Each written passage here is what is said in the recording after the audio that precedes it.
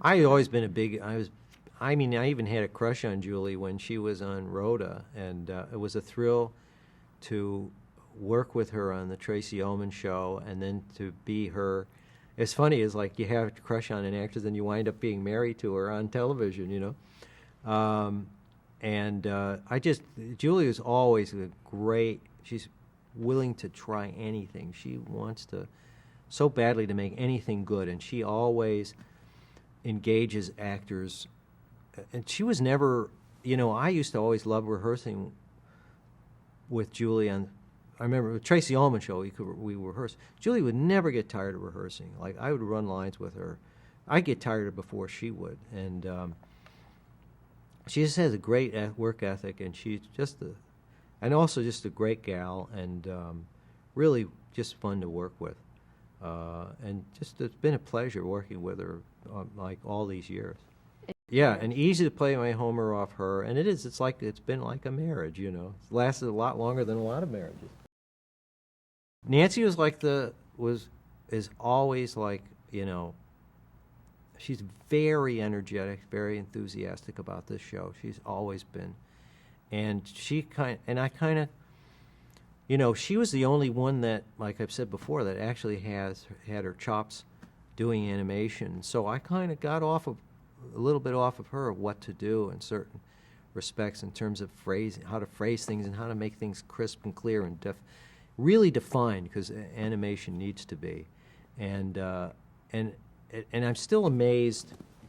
I'm still amazed that because Nancy is like a, you know, a mature mother with a daughter who's, you know, married, and an adult son who's going to college, and it's still hard for me to reconcile the fact that she's this 10-year-old little bratty boy, and on top of which Nancy does a lot of other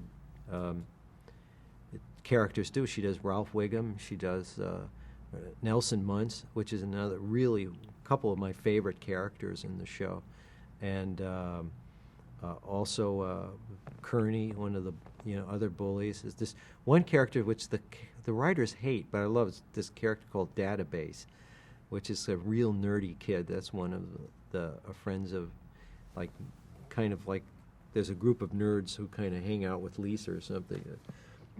That used to kill me. Yardley's like a really terrific actress that can make anything funny, and I've actually have written plays and stuff that we've done readings for, and Yardley comes in and knocks it out of the park. Or I've done other like things with Yardley, and whenever you give her something, she'll find what's funny in it, and at the same time, also the humanity in it, and on top of which is like, I've worked in other animation, you know, shows and stuff where actresses do little girl voices, but I've never heard any of them have the same quality that Yardley has with this, because it's like it's not just a little girl, it's a very, like a little girl who's mature beyond her years, but at the same time, it's like she's mature beyond her years, but she does love and gets enthusiastic about